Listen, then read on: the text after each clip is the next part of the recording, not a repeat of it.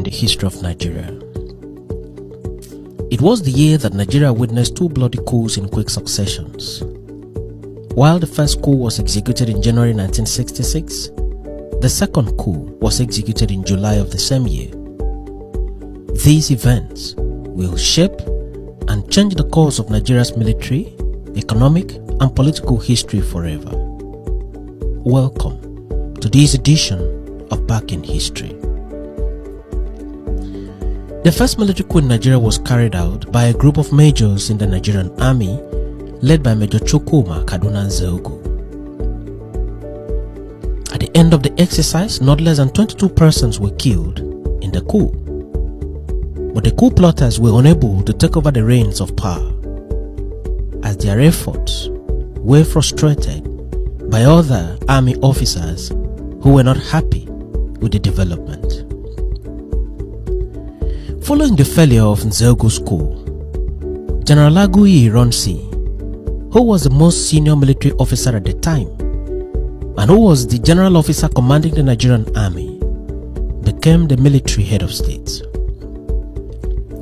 Ironsi appointed military governors and began the administration of the country.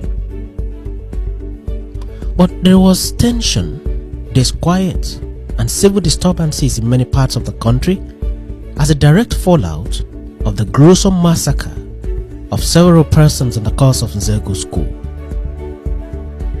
Some of the persons that were assassinated, when counted one by one, were leading political and military officers from the northern region of Nigeria.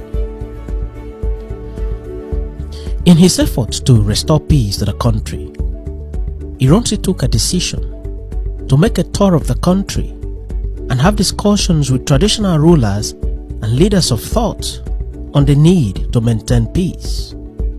This singular decision will later cost Ironsi's life in not less than 7 months of his presidency. A timetable was drawn for the tour, and the tour was scheduled to start from the western region of Nigeria, precisely in Ibadan, which was the capital of the region.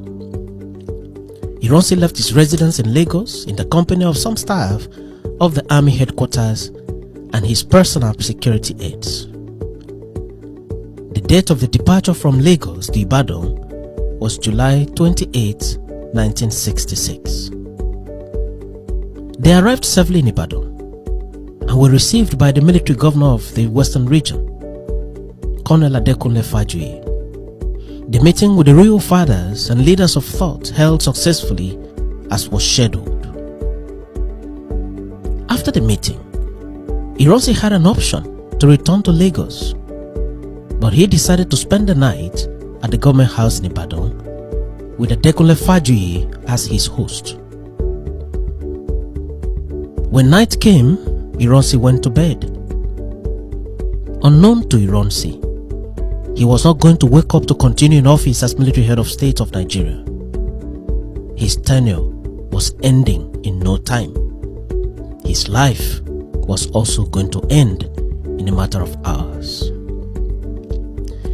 In the early hours of the morning of 29th July 1966, at about 4 or 5 a.m., the government house Ibadan was invaded by a group of soldiers led by Major T.Y. Danjuma. The soldiers on duty at the government house were disarmed and their weapons were taken over by soldiers loyal to Danjuma. Danjuma's soldiers positioned themselves strategically around the building and ready for a showdown. On sensing that something was wrong, Colonel Adekunle Fajuyi, the military governor and host of the head of states, sent some soldiers that were with him in the building to go downstairs and see what exactly was going on.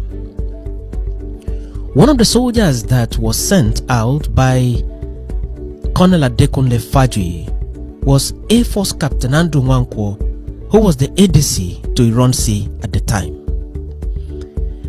As Nwankwo went down, he was arrested by Danjuma's soldiers, disarmed, his shoes taken off, and he was made to sit on the floor.